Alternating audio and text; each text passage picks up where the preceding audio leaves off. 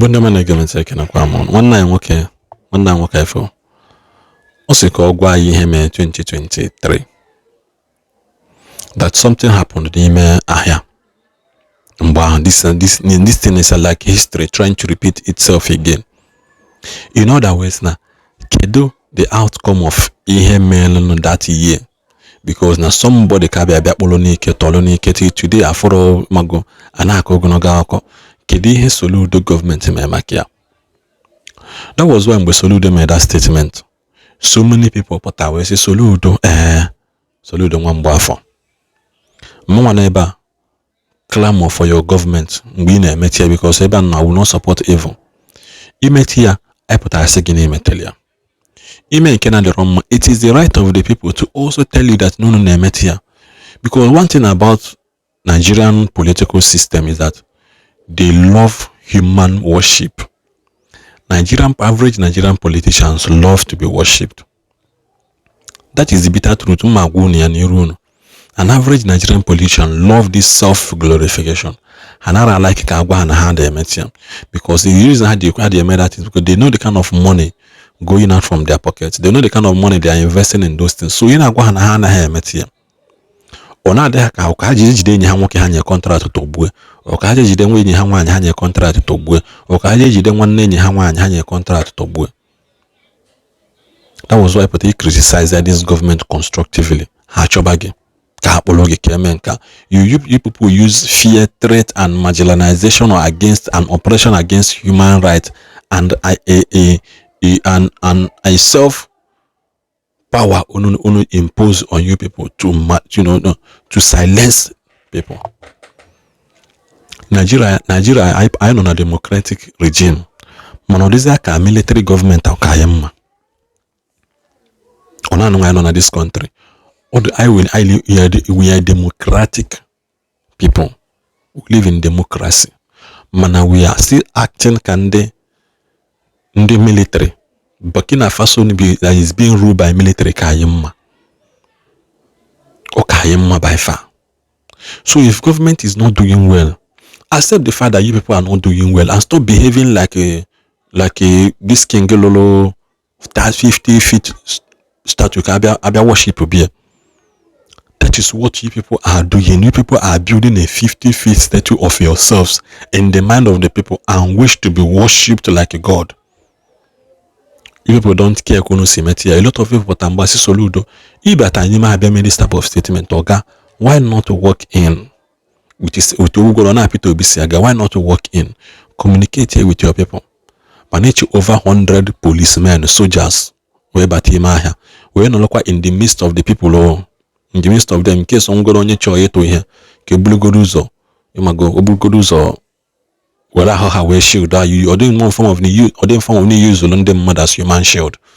That was how it looked like. You can't just oppress people and expect them not to cry. So Ludi there met here this one immaterial. Then Gekun of Soludo and reminded him of history that happened in 2023. Will history repeat itself again? Only time will tell. God one.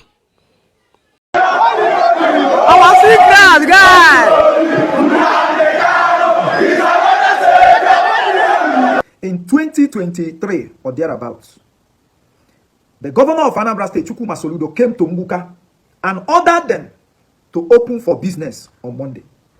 The chairman then, Chief, I think Enebe Francis, he complied and tried to force people to open on Monday. He opened on a Monday after the governor had given that order. That very Monday, he was kidnapped. Till today, nobody has heard from him. Nobody knows if he has been killed or if he's still alive. Nobody knows. This week again, the governor is out to give the same order and cause another collateral damage. Chief Francis was kidnapped. The governor of Anambra State did not rescue him. His family suffered, cried, and wept. Nothing happened. Nothing happened. That was how he went missing. Now the governor is at it again, looking for collateral damage. When is the governor of Anambra State going to learn? When is he going to learn? Leadership is by inspiration, not by force, not by dictatorship. That is leadership. It is an indictment on the governor of Anambra State that people don't feel safe enough to do business on a Monday. It is an indictment on him. The job of every government is to protect life and properties. And in this, the governor has failed. He has failed to protect people. And now, he's trying to coerce people to risk their life. The job of the governor of Anambra State, Chukwuma Soludo, is to provide security, enabling environment for business people to what? To feel safe to do their business. But as it is, up till today, nobody feels safe to open for business on a Monday. And instead of government, the governor of Anambra State, to address the root cause of this sit at home, he's fighting the symptom. It is an indictment on him. See, for a businessman, his life is more precious than any profit that he will make on Monday. His life is more precious than any profit that he will make on Monday. Every market chairman now is afraid to even pull out and tell people to do business on Monday. Why? Because the one that tried to do it in the past got missing, and the government of Anambra State could not rescue him. Up till today, he is still missing. And nothing was done about it. Somebody else replaced him, and life continued. So the governor of Anambra State must be made to understand this fact. Life is more precious than any profit people will make on Monday.